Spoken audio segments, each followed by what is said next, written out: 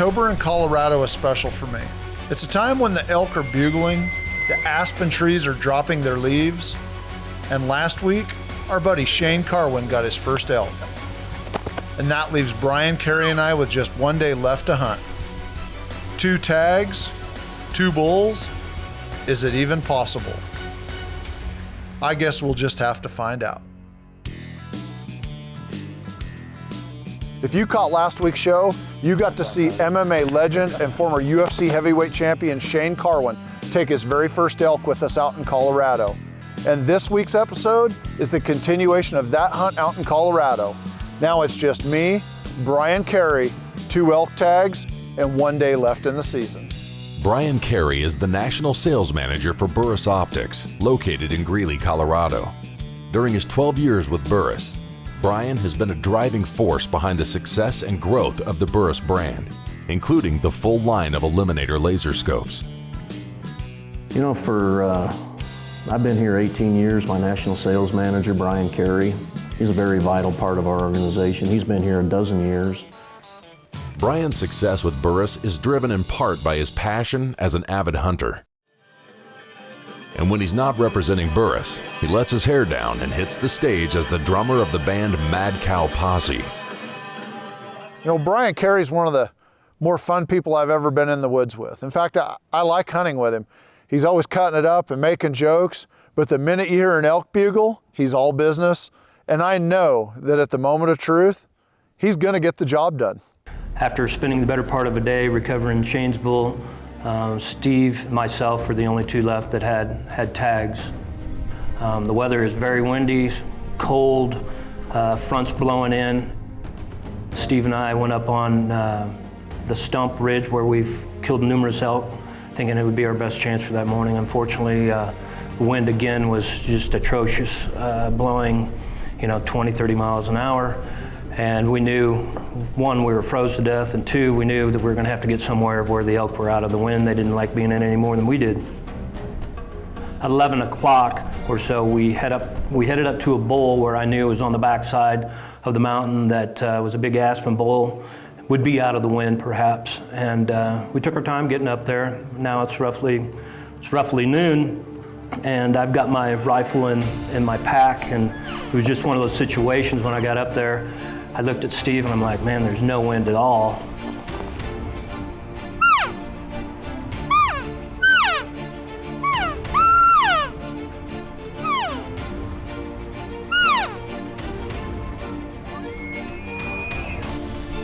So I took my rifle out of the pack and chambered around, and Steve gave out 1 cow call. Again, very realistic call, and bull cut us off right away.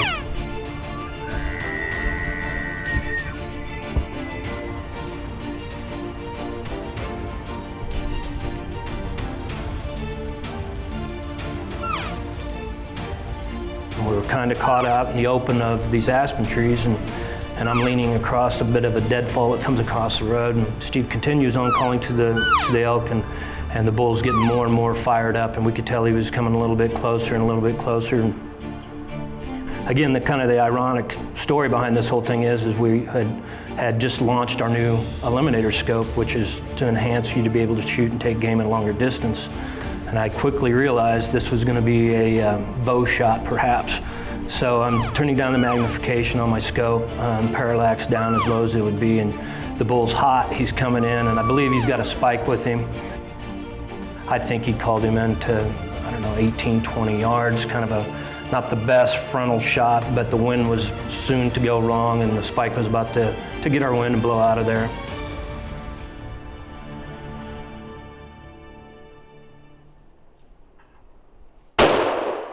Nice. Hit him again.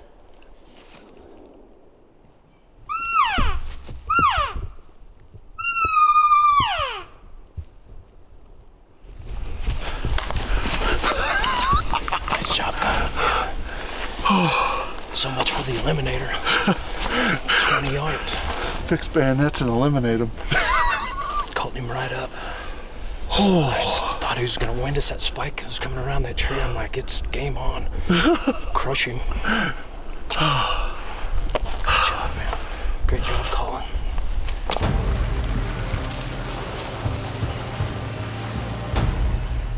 Follow Steve's Outdoor Adventures on Facebook and Twitter and keep up with all the action, as well as find out about some great giveaways that we have throughout the year.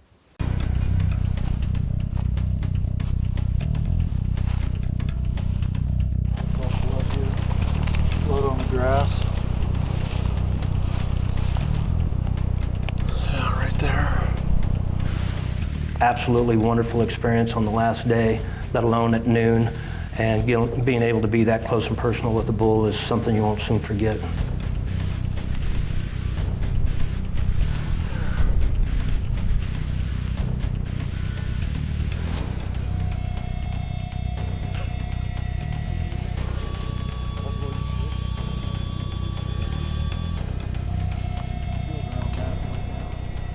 Look, I can see the blood trail 40 feet away, 50 feet away.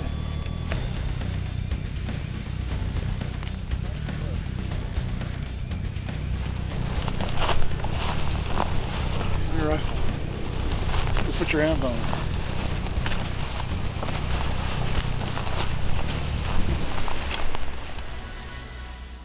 it. Range them and eliminate them. I don't think the eliminator would range a target at 20 yards. Maybe it will, but we came out here to maybe do a little bit of long range hunting, and sure enough we ended up doing a little bit of short range hunting with the call up straight in the face. Unbelievable. 20-yard shot with a rifle. Like I said, can never get an elk too close. I appreciate the call, and it's a beautiful day up here. Like a lot of elk, just a gorgeous day.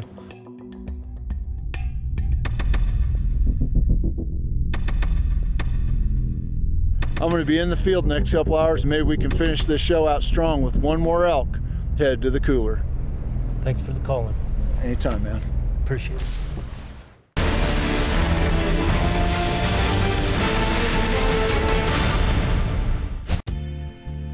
With Brian Cary's elk tag filled, will Steve have enough time to get in one last hunt on the final day of the season? Find out after this short commercial break. With Brian's elk tag filled and the bull packed down off the mountain, Steve realized he had a few hours of daylight left in the final day of the season. It was last night of hunting season, literally down to the last couple of hours before my tag expires.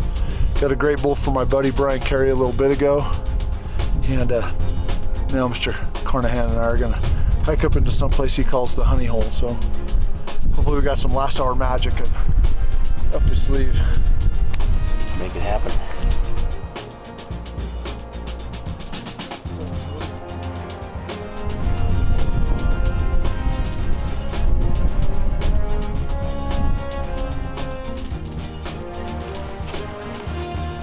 Brad's knowledge of the land and the elk paid off, and it wasn't long before they were moving in on some elk.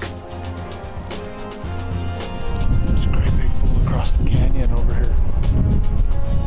Brad just spotted him. The sunlight was on his antlers. He just stepped into some oak brush before we get the camera on him. We're gonna beat feet down here because we got a real chance of getting this bull before it gets dark.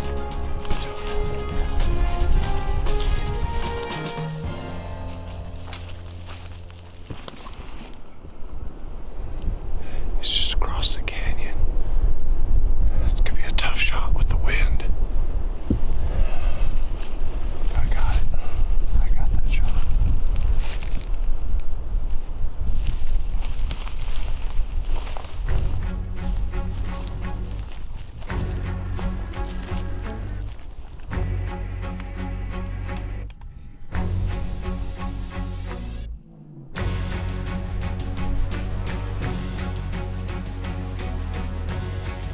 No, the wind was absolutely howling. It was blowing 20, gusting to 25, and normally a 400 to 500 yard shot with this rifle and scope combination is nothing for me. But I needed to take a few extra minutes and use the windage offset in the scope, calculate the wind drift, and then use the windage tree in the Eliminator 3 reticle to make this shot. What I realized was that my main crosshair was going to be off the animal, a testament to how much wind can actually play with your bullet.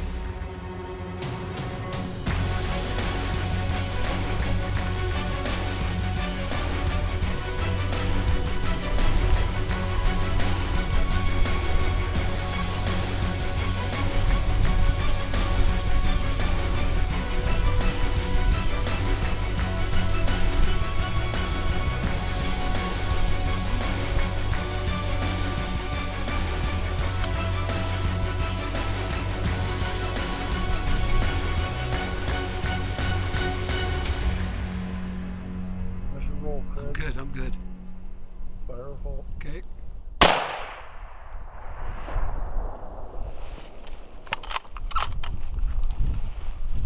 Put another one in him. He went Right down. there, same spot. Got it. Windage.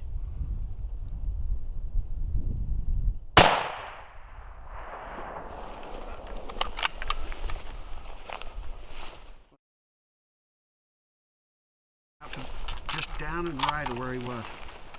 Oh. He just fell down. Yeah, my first one ripped him. Second one hit him in the shoulder.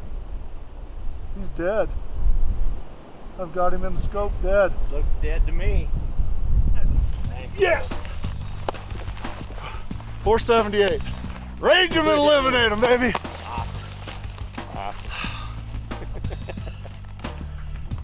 Oh, I've been waiting for a chance to stretch out that new Eliminator 3. That's a poke, man. That's a heck of a poke over there. Good shot. Oh, there was probably like that much wind drift between here and there. Oh, You know, now, just a, I mean, this is a 20-mile-an-hour wind. yeah. I figured it 20, 25 gusts. Yeah, that's why we shoot the Eliminator. Make shots like that possible. And we finished it off on the last night with a 6x6. Good. Now we gotta go. Yeah. Yeah, now we just gotta figure out how to get him out of there. Woo! If you'd like to book your own guided big game hunting adventure, give my office a call. I will personally take your calls, answer your questions, and help you book the hunting or fishing trip of a lifetime.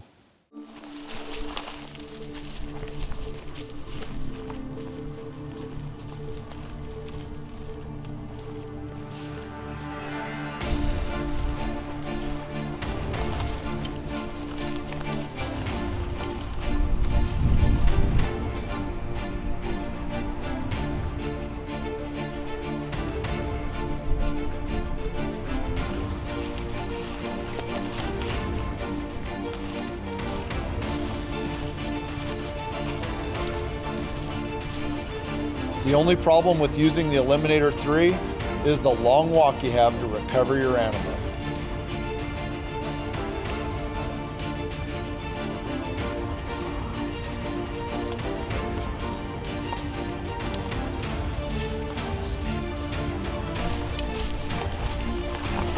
Holy cow, he hung up in the tree.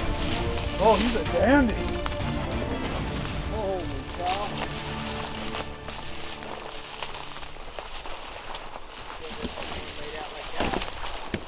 That might be a first for me. That is an awesome bull. How often do you see him hang up in a tree like that?